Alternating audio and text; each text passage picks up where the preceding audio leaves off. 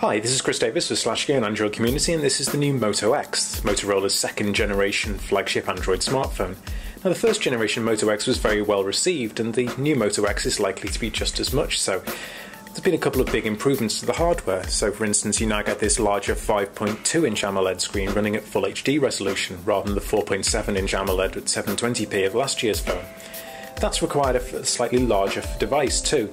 It's increased in length and increased in width, though it's actually thinner at 9.9mm at its thickest point, and because Motorola has made the sides thinner, it actually feels a bit smaller in the hand.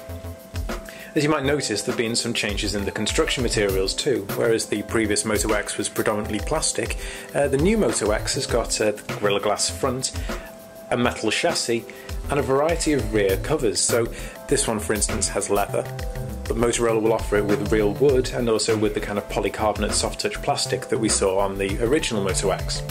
Inside there's a Qualcomm Snapdragon 801 processor, a 2.5 GHz quad-core, as well as a 13 megapixel camera on the back which will shoot in 4K Ultra HD video. It's also got a ring flash which runs around so that you don't get any of the misbalanced flash or illumination during video recording or photography at night. On the front there's a 2 megapixel camera, and spread around there are 4 microphones which can be used for noise reduction and also during video recording. The whole thing weighs 144 grams and runs Android 4.4 KitKat, and it's basically untouched and untampered by Motorola as we've seen before.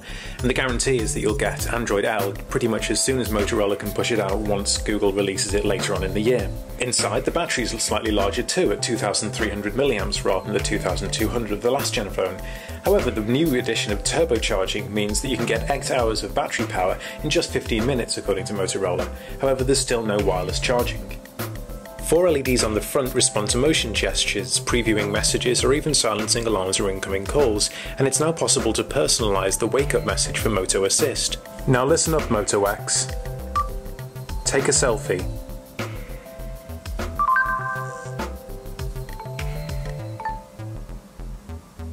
Somewhat reminiscent of the HTC One, there's a new highlights mode too, which takes all of your various photos from the day and puts them into a video. You can then add music to that, as well as change which photos get included and the length of the overall video.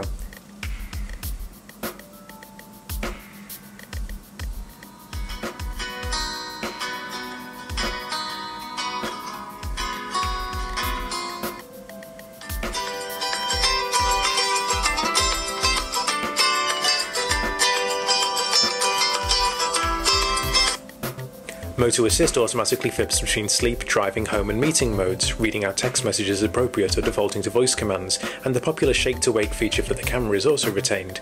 The camera now caches photos before and after you hit the shutter and can suggest a better shot if you miss the perfect frame. You can use Moto Voice to post to Facebook, YouTube and WhatsApp too, and Motorola says there are further integrations with third-party services in the future. As before, pricing is competitive. The Moto X drops later this month, priced at $99.99 on contract, or unlocked and SIM-free direct from Motorola for $499.99. We'll have a full review up on SlashGear very soon.